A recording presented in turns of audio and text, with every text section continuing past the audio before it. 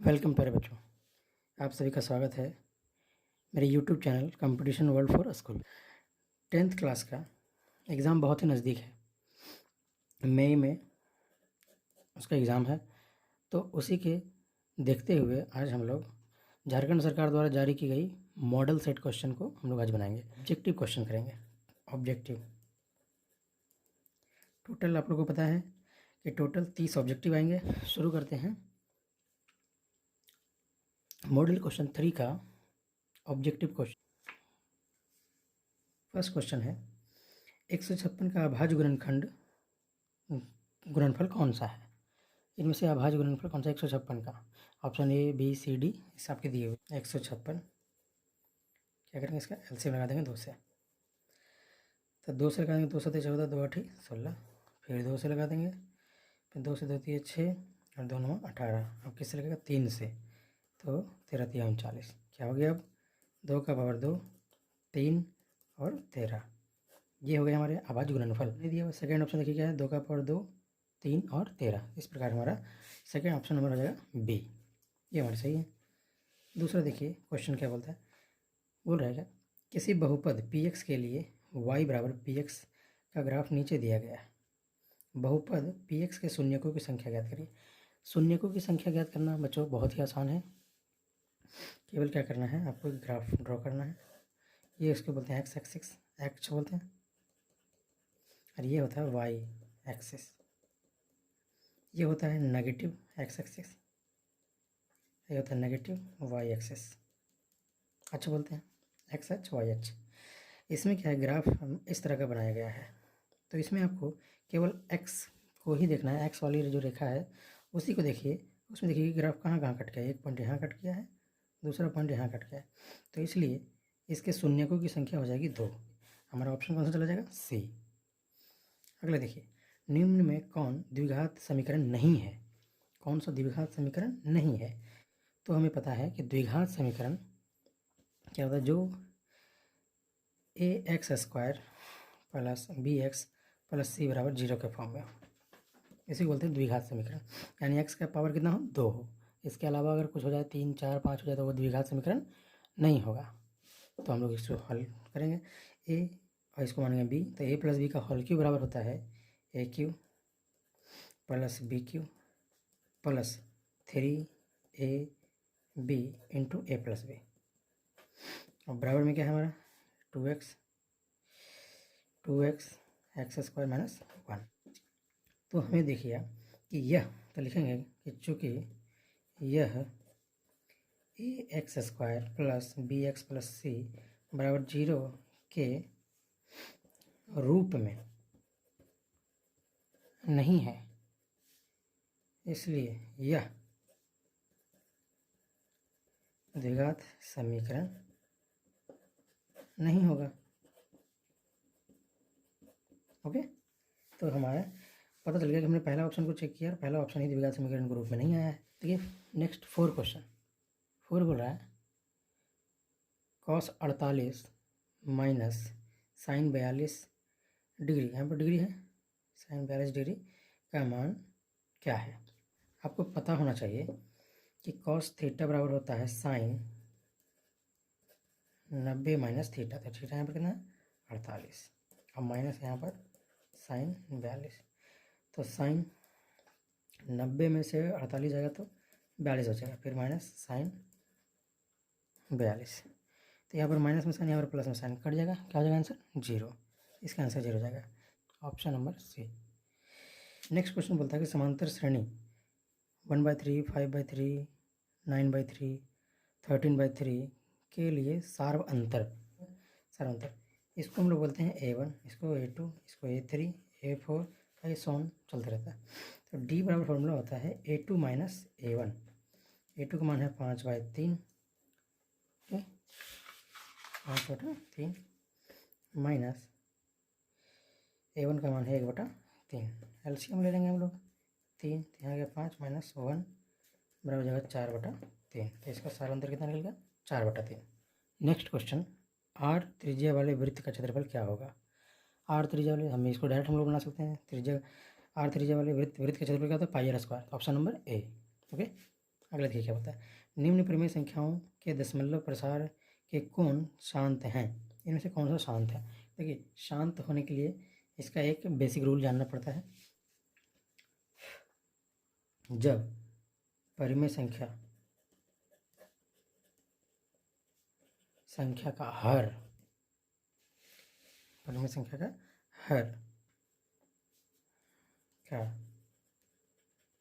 अभाज्य गुणनफल 2 का पावर m गुने 5 का पावर m के रूप में हो तो वह शांत दशमलव कहलाता है। ओके, जैसे यहाँ पर हम फर्स्ट क्वेश्चन देखेंगे 7 का 17/8, तो अगर 17/8 तो हर का भाज्य गुणनफल करेंगे 8 का 2 गुने 2 गुने 2 ना कर देंगे। अब क्या हो जाएगा, ये हो गया कितना 2 का पावर 3। अब इसके लिए हम लिखेंगे कि चूँकि यहाँ हर का अभाज्य गुणनफल 2 का पावर 3 है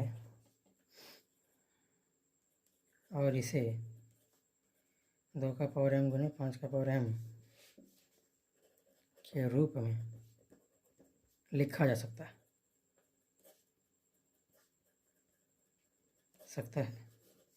इसलिए यह शांत दशमलव है। ओके बेटा बच्चों, तो बड़ा ही आसान है। क्या हो गया ए। इसमें देखिए ऑप्शन नंबर बी में, ऑप्शन नंबर बी में क्या है 2 है 5 है, ये तो सही है, लेकिन यहाँ पर क्या आ गया 7 आ गया, तो ये शांत नहीं होगा। यहाँ पर उसी तरह इसको तोड़ेंगे तो इसमें भी क्या है कोई अलग संख्या आएगी, 3 आ सकता है तो नहीं होगा। इसमें भी देखिए भैया 2 है 5 है और 7 आ गया तो नहीं होगा, केवल 2 और 5 होगा वही शांत होगा। नेक्स्ट क्वेश्चन देखिए 8 नंबर। बोला कि 96 और 404 का मास HCF क्या होगा।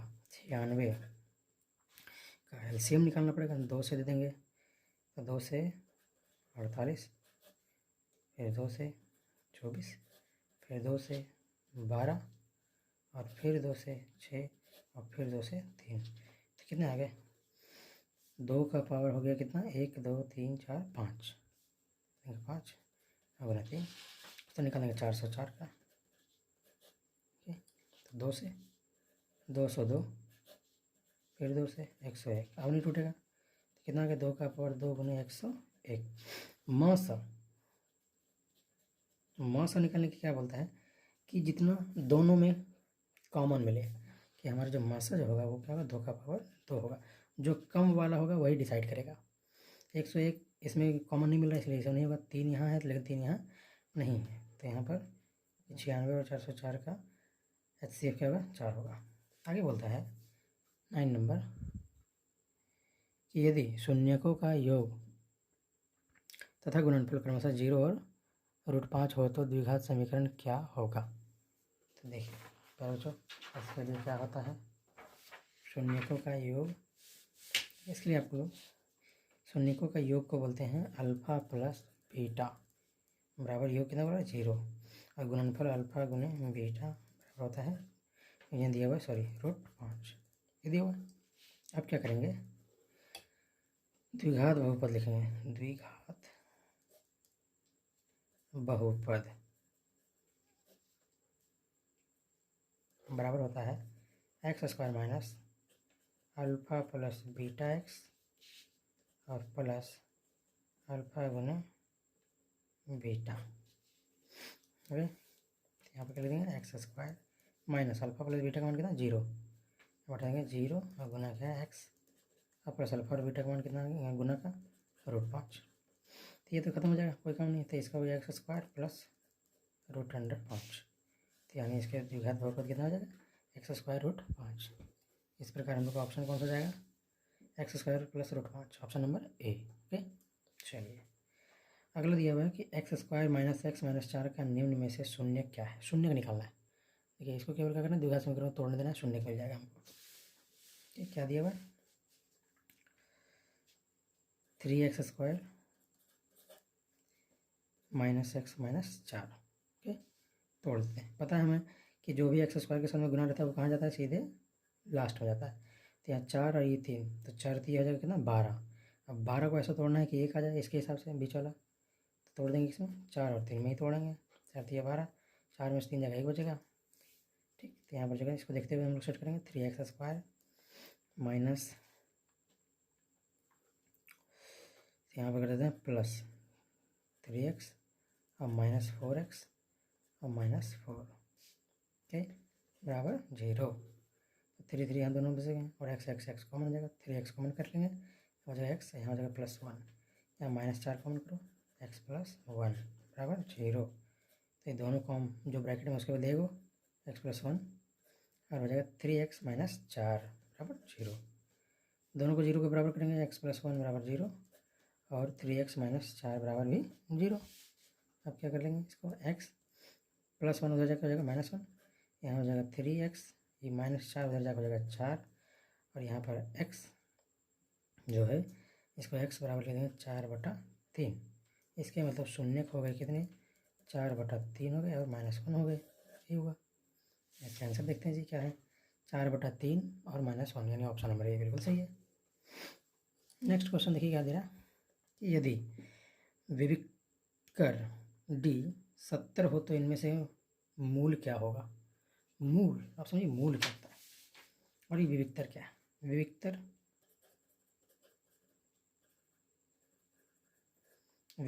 होता है, इसको D द्वारा सूचित करते हैं। D मतलब डिस्क्रिमिनांट,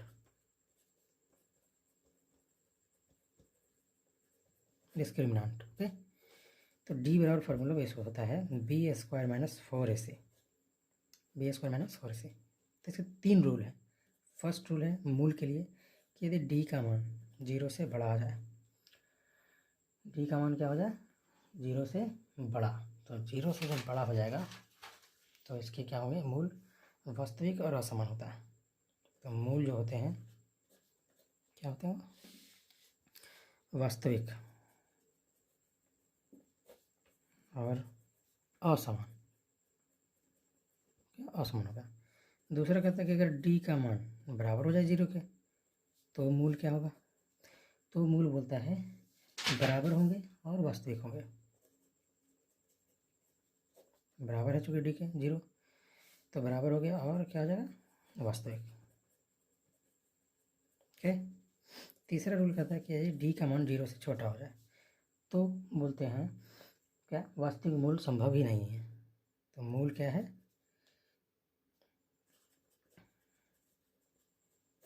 वास्तविक मूल संभव नहीं है, ओके। इसी को बोलते हैं काल्पनिक, ये भी बोलते हैं। तो अब हम इस बेसिस पे क्वेश्चन बनाएंगे। क्वेश्चन हमारा बोलता है क्या, क्वेश्चन जो दिया हुआ है देखिए, क्वेश्चन बोल रहा है यहाँ पर कि विविक्तर क्या है, D का मान 70 हो, यानी 0 से बड़ा हो। तो पहला रूल क्या बोलता है कि 0 से अगर मूल बड़ा होगा तो क्या होगा, वास्तविक होंगे और क्या होंगे, समान होंगे, असमान होंगे। वास्तविक होगा और असमान होगा। तो इस हिसाब से हमारा ऑप्शन क्या जाना चाहिए, पहला ऑप्शन मतलब बराबर और वास्तविक होगा, नहीं बराबर कभी नहीं होगा। दूसरा बोलता है वास्तविक और असमान होगा, हाँ बिल्कुल, यानी हमारा ऑप्शन बी नंबर, ओके। चलिए नेक्स्ट क्वेश्चन कहता है किसी समकोण त्रिभुज में कोण का मान थीटा हो तो tan थीटा का मान क्या होगा। ऑप्शन आपको याद होना चाहिए, ये सारे के सारे त्रिकोणमिति के जितने भी अनुपात रेशियो होते हैं सबके सब याद होने चाहिए कि tan थीटा बराबर होता है लंब बटा आधार। तो ऑप्शन नंबर ए, ठीक है। अब देखिए अगला क्वेश्चन आप बोला जा रहा है कि नीचे दिए गए आकृति में DE समानांतर BC है तो निम्न में DC का मान क्या होगा। ये जो DC जो है इसका मान क्या होगा, इसका दिया 1, इसका दिया 1.5, यहाँ दिया हुआ 3, तो इसका मान कितना आएगा। देखिए जब रेखा समांतर हो तो ये आपस में बट्टा हो जाता है त्रिभुज के नियम से। तो चूँकि DE समानांतर क्या है BC, तो क्या करेंगे AD बट्टा DC बराबर AE बट्टा EB। तो AD1 DC निकालना है, AE 1.5 और EB 3, पॉइंट हटा के यहाँ 0 कर देंगे तो क्या हो जाएगा 15 दूना 30 और 2 उधर गुना हो जाएगा। तो DC बराबर हो जाएगा 2 सेंटीमीटर। क्या है कि एक रेखा है, ठीक है, इसका नाम है ए, इसका नाम है बी। इस रेखा का नाम है x1 y1, सॉरी रेखा नहीं, बिंदु का नाम। इस बिंदु का नाम है x2 y2। ओके, और यहाँ पर क्या है, इसका आंतरिक विभाजन है, अनुपात में इसको काटा गया है, इसका नाम है p। इसका निर्देशांक है x y। मतलब ये जो निर्देशांक है, ये जो बिंदु है, इस रेखा को m और n के अनुपात में विभाजित करती है। तो इसका निर्देशांक निकालने के क्या है फॉर्मूला, इसका मान कैसे निकलेगा। देखिए, इसके याद रखिएगा आप लोग, इसका निर्देशांक निकालने के लिए x बराबर जो होता है mx प्लस mx बटा m प्लस m। ओके, इसको m1 और m2 के अनुपात में विभाजित करता है, क्वेश्चन में दिया हुआ है ना, m1 और m2 के अनुपात में विभाजित कर रहा है। तो हमने क्या कर दिया, mx प्लस mx, इसको नाम दे देंगे 1 2 2 1 1 2। ओके, उसी तरह से y निकालने के लिए क्या करेंगे, तो y बराबर हो जाएगा my प्लस my और बट्टा में क्या हो जाएगा m प्लस m, फिर हो जाएगा 1 2 2 1 1 2। ऑप्शन नंबर हमारा ए, समझे, ए बिल्कुल सही है। चलिए, अब आप लोग का एग्ज़ाम नज़दीक है, ये सब मान याद होनी चाहिए। cos 60 डिग्री का मान 1/2, tan 90 माइनस थीटा बराबर cot थीटा। ओके, आगे दे रहा है क्या, ये कोण थीटा वाले त्रिज्यखंड का क्षेत्रफल क्या होता है, त्रिज्यखंड। तो त्रिज्यखंड क्या होता है, ये त्रिज्यखंड ऐसा, ये वृत्त है, एक केंद्र बिंदु से यहाँ और यहाँ एक चाप लेके इसको काट दिए, तो इस एरिया को बोलते हैं त्रिज्यखंड। तो यहाँ कौन दिया हुआ, थीटा। तो त्रिज्यखंड का क्षेत्रफल जो होता है, क्षेत्रफल बराबर होता है पाई r² इंटू थीटा बट्टा 360। तो ऑप्शन नंबर हम देखेंगे कौन सा है। तो देखिए यहाँ पर देखो पाई r² इंटू थीटा बट्टा 360, तो ऑप्शन नंबर बी। ओके, चलिए, इनमें से कौन सा शंकु का क्षेत्रफल है, तो पाई आर एल। शंकु का क्षेत्रफल क्या था, पाई आर एल। तो वर्ग अंतराल 30 और 40 का वर्ग चिन्ह क्या है, तो वर्ग अंतराल यहाँ दिया हुआ है 30 और 40 का वर्ग चिन्ह। तो वर्ग चिन्ह निकालने का है फॉर्मूला, वर्ग चिन्ह बराबर होता है ऊपरी सीमा प्लस निचली सीमा डिवाइडेड बाय 2। तो यहाँ पर वर्ग अंतराल क्या था बोला, 30 से 40। तो ऊपरी सीमा है 40 और प्लस हो जाएगा 30 डिवाइडेड बाय 2, 70/2 कितना आ जाएगा इसका, 35। आंसर क्या आ जाएगा, 35। देखते हैं ऑप्शन दिया वर्ग अंतराल 30-40 का क्या हो जाएगा, बी, ऑप्शन नंबर बी। कहता अच्छी प्रकार से फेंटी गई 52 पत्तों की एक गड्डी में से एक पत्ता निकाला जाता है, तो इक्का की प्रायिकता क्या होगी। आप लोग पढ़े होंगे प्रायिकता में यहाँ पर बोला गया है, ताश की गड्डी है, 52 पत्ता होता है, तो देखेंगे कुल परिणाम बराबर कितना होगा, 52। तो प्रयोग किया गया क्या, इक्का आने की प्रायिकता क्या होगी। तो इक्का टोटल होते हैं ताश के पत्ते में 4। ओके, तो संभावित परिणाम